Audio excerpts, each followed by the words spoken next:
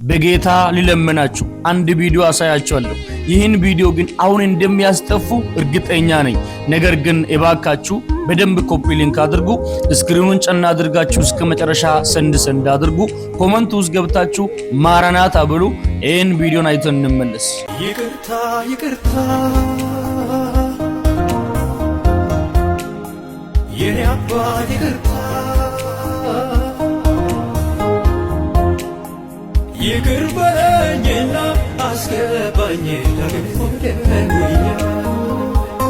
ሁላችሁም እንዳያችሁት ነውና ወንድ ሴት ሆኖ የሴት ልብስ ለብሶ የሴት ቦርሳ ይዞ በአደባባይ እንደዚህ ሲራመድ ወንዶች ደግሞ እርሱን በፍቅር አይን በማየት ከእርሱ ጋር ዝሙት ለመስራት ይመኛሉ።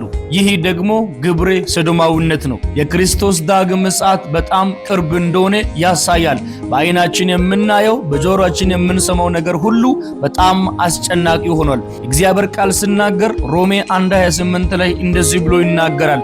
እግዚአብሔርን ለማወቅ ባልወደዱት መጠን እግዚአብሔር የማይገባውን ያደርጉ ዘንድ ለማይረባ አእምሮ አሳልፎ ሰጣቸው ይላል። ይህን የሚያደርጉት በማይረባ አእምሮ ነው። ይህ የዘመን መጨረሻ ምልክት ነው። በዚህ አጋጣሚ በተለያየ ሱስ ውስጥ ያላችሁ በዓለም የምትንከራተቱ ሰዎች ካላችሁ ወደ ክርስቶስ መጣችሁ ከዘላለም እሳት ከዘላለም ሞት አምልጡ። የክርስቶስ እጅ ዛሬም ተዘርግቶ ነው ያለው። የምህረት ደጅ አሁንም ተከፍቶ ነው ያለው። በተከፈተው በር ግቡ። በእግዚአብሔር ልጅ በአንዱ በኢየሱስ አምናችሁ ከዘላለም ስቃይና ከዘላለም ሞት አምልጡ።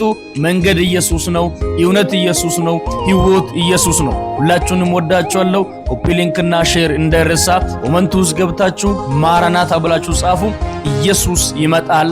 አሜን። ማራናታ። ጌታ ኢየሱስ ሆይ ቶሎና ሻሎም